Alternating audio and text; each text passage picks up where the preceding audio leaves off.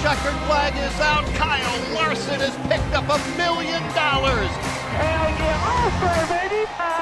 Great job! Yeah! Kyle Larson takes home the $1 million in an exciting all-star race on Sunday night. What a time in Texas. Welcome to Backseat Drivers. I am Alex Weaver. Joining me here in studio, a regular here in the backseat, Alan Cavanna. And AC, we're taking it international because this week we have our Canadian friend from across the border. Cole Pearn is here virtually. Hey, CP. How's it going? Thanks for having me. Thanks for being here. You literally look like you're up in Canada. We can see the trees in the background. I love it. Well, last night was the best of the best battling for $1 million. First time ever in the Lone Star State for the All-Star race. That brings us to a segment we like to call the drive-through. Cole is our guest. We'll give you first dibs. I mentioned those field inversions, but it wasn't all for the new format. There were random draws, mandatory pit stops. It definitely kept it entertaining. What was your favorite part of last night's All-Star race format? Yeah, a lot going on for sure, but I think just keeping the segments short and giving lots of restarts. It seems like that package, definitely the racing is best on a restart, so having a lot of them was definitely made it exciting. Alan, what about you? Hey, look, it took a lot to get there, right? But I'm so glad it ended on a 10-lap shootout because all the waiting was worth it. The format, all the math we had to do, whatever it was, it put the best cars, the best drivers at the front of the field for a 10-lap shootout, and it paid off. Kyle Larson, Chase Elliott, Brad Keselowski, Ryan Blaney up there. That was my favorite part. Yeah, definitely a strong showing in Texas. Well, Texas was hot, really hot. The track was slick. We saw some awesome saves. So, Alan, which save was the best of the race, Blaney or Bell? Well, that's tough because, I mean, look, to save on that track where it was so slippery, I'm going with Ryan Blaney only because it was in the heat of the battle toward the front of the field. And look, if he gets taken out there, the whole field behind him just, I mean, it's straight chaos. And so he had to be there. That save actually helped him be there for the end, so I'm going Ryan Blaney. All right, Cole, you going with Blaney in round 2 or Christopher Bell in round 1? I'll go Christopher Bell. Yeah, I think that was such a long controlled slide to hang on to it all through that low grip section like he did was pretty impressive. Well, Matt DiBenedetto didn't race his way into the All-Star race, but he did win the fan vote. So lucky for him, the DiBenedetto crew got him into that All-Star race. CP, were you surprised that Matty D won the fan vote? No, I think he's definitely one of the fan favorites, but for sure there was some other options as well. Usually there's a one big favorite, but not the case this year. There was a little bit of excitement there. I was totally surprised only because, look, Daniel Suarez has Pitbull on his side.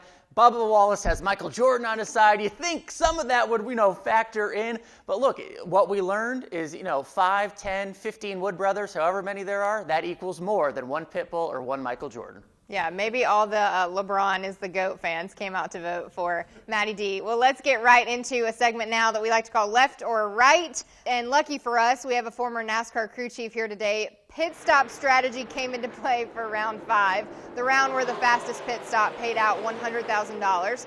Cole, do you agree on pitting early in round 5, or would you have waited to pit like the Hendrick crew did? It depends where you're running, but if you're up front and you're leading and you're going for the win, I think what the HMS cars did was the play. Yeah, I can't argue against a championship-winning crew chief, so I'm in a little, trouble here. But, clean air was king, especially when they had the speed. Smart on the Hendrick cars. But, look, if you're not one of those fast cars, if you weren't up front, you got to do the opposite, right? So that may have been the strategy call for them. It kind of worked out for Brad Keselowski at the end. At least it got him toward the front, so it's hard to say.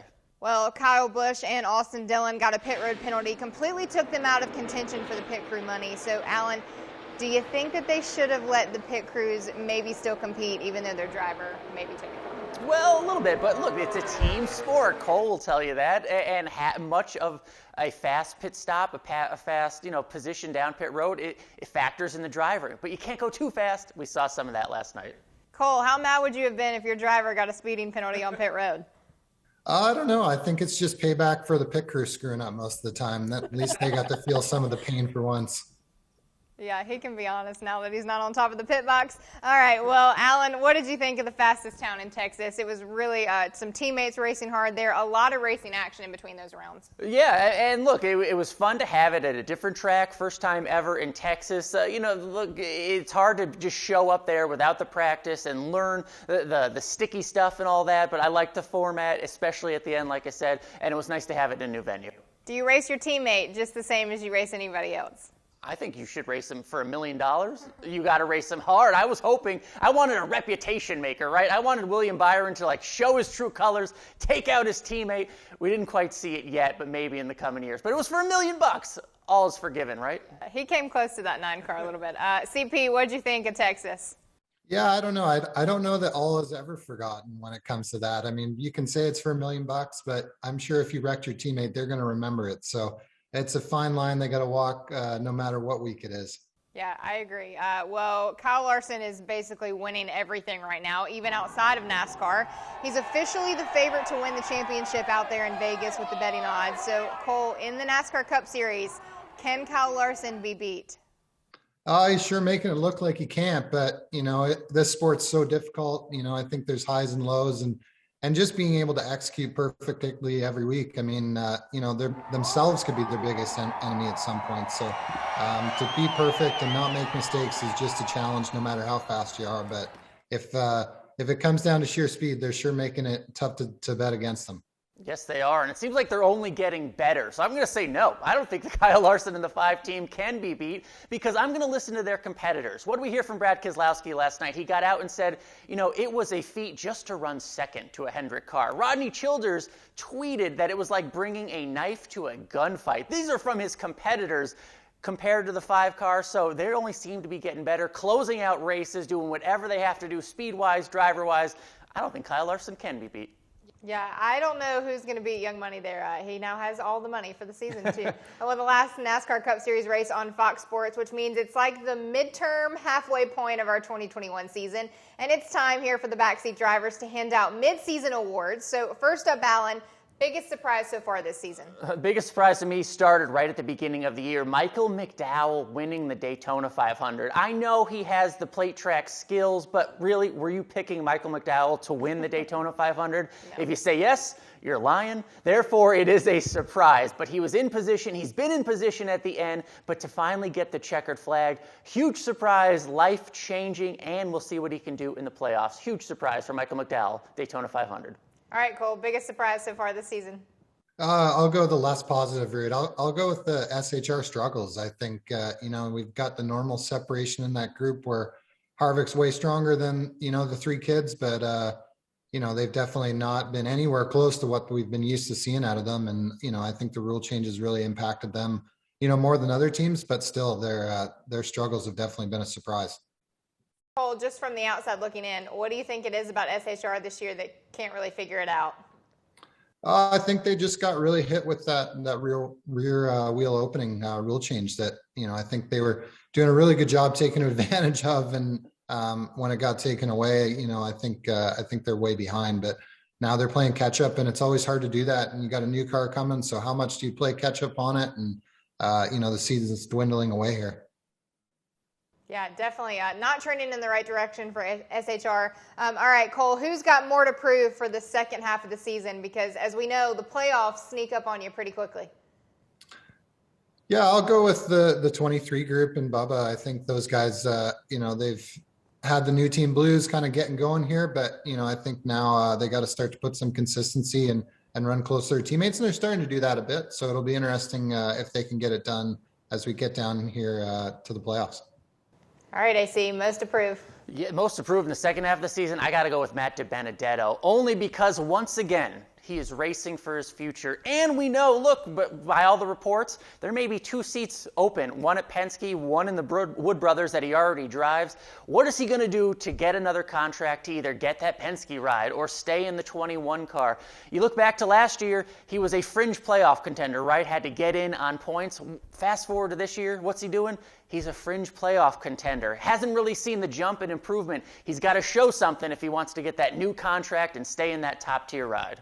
Yeah, Matty D, if you need a book title, Racing for Your Future, I think has it trademarked here. Okay, Cole, we're asking you about crew chief. Surprise, surprise. Who's the best crew chief driver combo in the NASCAR Cup Series garage right now? Well, there's the obvious one that's winning all the races, but I'll go off the board a bit, and I'll give it to Rudy and Willie B. I think those guys, it seems like, Williams kind of have some big confidence boost having Rudy back in there. They seem to be talking the same language, and for coming out with no practice and doing as well as they have done, I think that just shows the chemistry that they have. I'll do the easy and take the obvious, right? No, but only because I was not a hater, but I was a doubter, right? Look, a new crew chief driver pairing, Cliff Daniels, Kyle Larson coming into the season. Oh, it's going to take time for them to gel, right? It's going to take time for them to come together, start winning races. No, I was wrong. They started right at the beginning. They were super fast. Cliff Daniels is providing a ton of speed, and what they don't have maybe on the track, Kyle Larson gives it to them with his driving behind the wheel. And that team is just gelling. The numbers prove it. The laps led, the stage wins, the wins overall, the $1 million. A+ for that group. Yeah, whatever it is, Cliff Daniels, I've said it all season long, looks like a genius. Well, for this last one, we asked you fans at home for the best paint scheme so far this season. We definitely had some favorites and some repeats on this list. Galaxy said they love Austin Dillon's scheme this year. Mr. Connor Smith is all about Daniel Suarez's ComScope number 99. And Jason Jeffrey is loving the Exalta scheme for the number 24. E-Man threw out a favorite that was listed. This was probably the favorite of all the comments. Corey LaJoie's Alan Kulwicki throwback at Darlington. So, Alan, what's been your favorite paint scheme so far this season? Yeah, I got to go with that Corey LaJoie paint scheme, only because it was so on point. And look, Corey LaJoie did it up well in terms of they're out of the old Alan Kulwicki shop. They did the old school pictures like Alan Kulwicki had with a briefcase, all that old stuff. And the car just looked perfect. The font of the 7, the Xerox, everything, the rainbow little stripe, so that was my favorite. It's easy to go throwback, but that was pretty special. Yeah, the fire suit, the hat, Corey LaJoie, definitely A+ for that one. All right, CP, I think I know the answer to this one. What's been your favorite paint scheme so far? No, I got it. That Corey LaJoie one was sweet, but no, I got to go for the Furniture Row throwback. I'm pretty partial to that flat black and the fact that they dominated and swept the stages and won like they did at Darlington. For sure, the 19 flat black Furniture Row was my favorite. Was it cool to see that paint scheme in that car back racing on track? Yeah, it's sweet. I wish I told them that they need to run that every week. I don't know why they don't. So. Yeah, I think Martin would agree too. All right, a big week coming up for NASCAR. We're returning to Nashville, Tennessee. Music City is going to be just a little bit louder on Sunday when the NASCAR Cup Series rolls into town. Cole, with most of the drivers and crew chiefs not being familiar with this track, and the only drivers that do have laps there were in Xfinity cars. As a crew chief, how do you fill out that notebook and prepare? Do you look at similar style tracks, or are you just guessing come Sunday? Yeah, you're never guessing for sure, but I think they had a test there, so they obviously have that data to go off of, and plus that place has been tested so much over the years. There's so much track data, almost arguably more than anywhere. Kentucky a lot, but it's been repaved. So I think the veteran guys, the teams that have been around and had experience there, will have a lot to go off of. Alan, what about that notebook? What do you do? Well, my notebook isn't as extensive as championship-winning crew chief Cole Pearn, but I did do my homework like a good reporter and just checking with people. It sounds like it might be something of a Phoenix-Dover hybrid because it is that concrete surface, so I'm excited for that. You have to go back, a decade, remember any of these races that they had in the old Xfinity, Busch, way back then series, but I'm just excited it's a new venue, right? This season has been so much about new things, going new places. Nashville is a great market for NASCAR fans, so I'm excited to see a new track and just something different because I think there's a lot of cool unknowns, and that brings out some good racing. Yeah, if you want to feel old, a decade was 2011, so have fun with that. Well, if you just can't wait for Nashville and need more of the hype in your life, tune in to NASCAR's documentary on the return to Nashville this Thursday at 4 p.m. Eastern on NASCAR's platforms. That includes YouTube, Facebook, NASCAR.com, so make sure and check that out. All right, one final thing before we put the boots and guitar straps on. Cole, who you got to win at Nashville?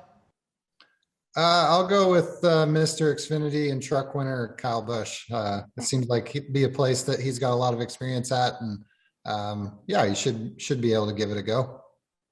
All right, Alan, you going Kyle Busch? You taking somebody else? Well, I'm going to assume Cole's favorite driver is Martin Truex Jr., so I'm going to pick his second favorite driver and say Joey Logano wins in Nashville. Cole, you want to respond to that or no? I'm good.